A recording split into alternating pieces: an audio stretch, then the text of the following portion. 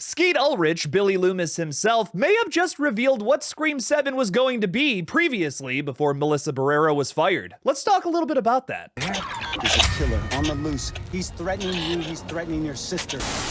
Welcome to the KillJoy Jake YouTube channel. My name is Galgazar, Destroyer of Worlds. And today we have an update on Scream 7. Well, I guess an update, basically saying what this movie could have been before Spyglass unfairly and unjustly fired Melissa Barrera. During an interview with Screen Rant, Skeet Ulrich talked a little bit about what Scream 7 was going to be before it, of course, got canned. Scream 7 is probably still going to happen, but just not with Melissa Barrera, which means that they can't do this storyline that Skeet just revealed to us, well, just a couple days ago. Before we talk about Scream 7 though, I have to mention this, like I feel like I would be doing you a disservice if I didn't. This Screen Rant article that I'm using for today's video says that exactly this. In an exclusive interview with Screen Rant to promote faster purple worm kill, Ulrich reveals that Sam's character arc was originally pitched to him as one that would take place across 3 movies. Now, we'll get to that in a sec. What in the F is faster purple worm kill?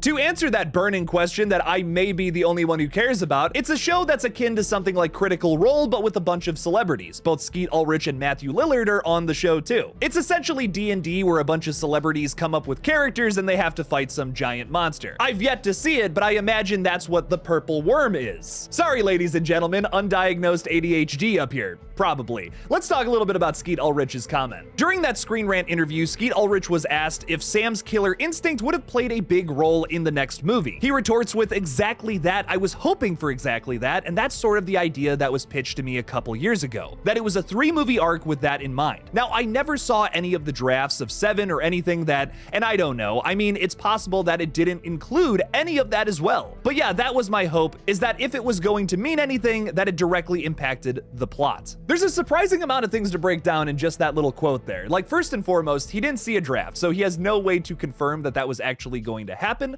but that was the original pitch when Skeet was signed on, probably back in the early 2020s. I have been saying for the longest time, and especially after 6, that it was clear setup that this was going somewhere. It kind of amounted to nothing in the actual movies that we got, and now it will surely amount to nothing because Scream 7 is going to be basically a soft reboot of the whole franchise. When I say reboot, that doesn't necessarily mean new characters. It's just going in a new direction, not telling the same story that was previously set up in the last 2 movies. Before we got the dreaded announcement in November of last year, talking a little bit about Melissa Barrera's firing from Spyglass, I was hyped. This was the thing that I thought Scream 7 was definitely going to focus on. The big theory that I had at the time was that Sam was going to turn into a ghostface killer herself, but with good intentions. Like, she's still murdering people, which is obviously bad, but she's going after people, let's say online, who are part of Richie's cult, who want to finish his movie. It could be something weird like a globe-trotting plot where she goes all the way around continental United States, killing a bunch of incels who want to, well, continue Richie's movie, meaning they want to kill people, and hopefully Hollywood takes those ideas, makes it into a better movie. I would have been all about something like this. It would have been something so different for the Scream franchise, especially to be following a killer who had previously been a protagonist in the last 2 movies. There's a moral gray area by telling this story too. Like, you have a character who's killing people, which is a bad thing to do, but she's killing people that would also become killers themselves and kill more innocent people. So I'm sure that even after that movie ends, there would be a debate of, was Sam right? Was Sam wrong? It would have solidified her as a completely different final girl than Sidney Prescott taking matters into her own hands. It would be the Midsummer Christian in the bear costume debate all over again. I think he deserved it. The biggest criticisms of this that I've heard is that people wanted Sam to have a happy ending, but guys, Sam is a different character than Sidney Prescott. I think it actually would have been pretty cool if she had this like tragic Anakin Skywalker storyline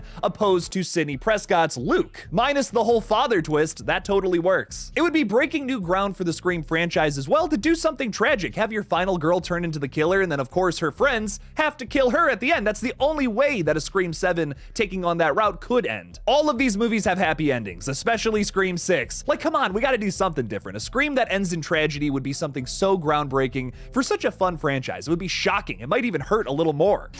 I think it's pretty clear who the killer is at this point. Who? You? But regardless, that is in the past now. I just don't see Melissa Barrera coming back after all of this drama. Without their main actresses from the last 2 films, they can't really complete that story. So considering that, what does Scream 7 do next? I think that there's really only 2 options. They can do a full-on reboot with brand new characters, brand new storyline, or they can tell a story about Sidney Prescott and her family. There's a lot that has to happen to do the latter there, but first let's talk about that reboot angle. Now, while I am down for a Scream reboot that focuses entirely on new characters who have a similar ghostface problems to the last 6 movies, I think that's just in poor taste at this moment. Fans have been outraged even before Scream 6 came out because of Neve Campbell's pay dispute. Now there's a Jenna Ortega pay dispute and scheduling conflict, which may just be that, but there's rumors that say otherwise. And then also Melissa Barrera is the biggest thing. She got fired over something that a lot of fans have said is total BS. Although Spyglass won over many fans with Scream 2022 receiving incredibly high ratings and making a pretty hefty profit, they have since lost us now.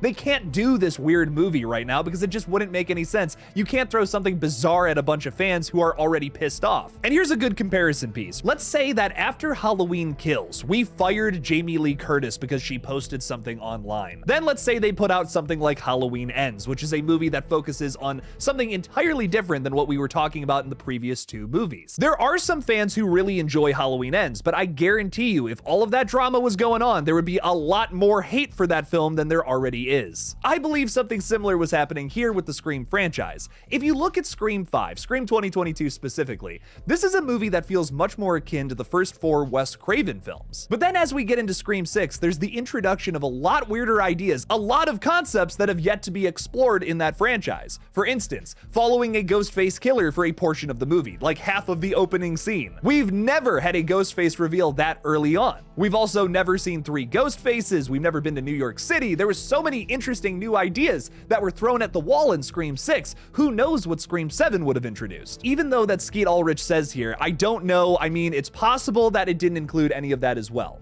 He's backtracking a little bit, he's backpedaling.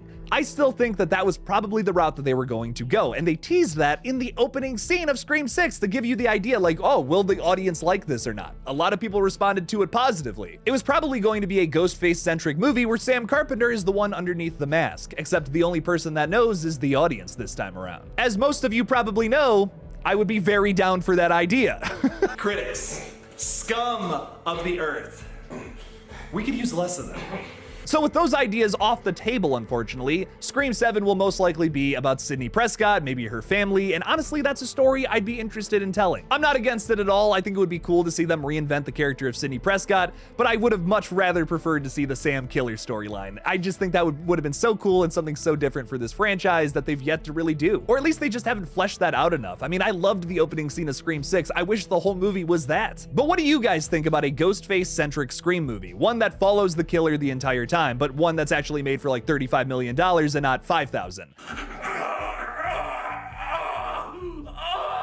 Leave me something about it in the comments below. Thank you all so much for watching this brand new Scream 7 update video. Don't forget to like this video and subscribe for more horror content in the future. Please consider supporting me on Patreon by clicking that link in the description below. And as always, don't forget to kill it out there, y'all.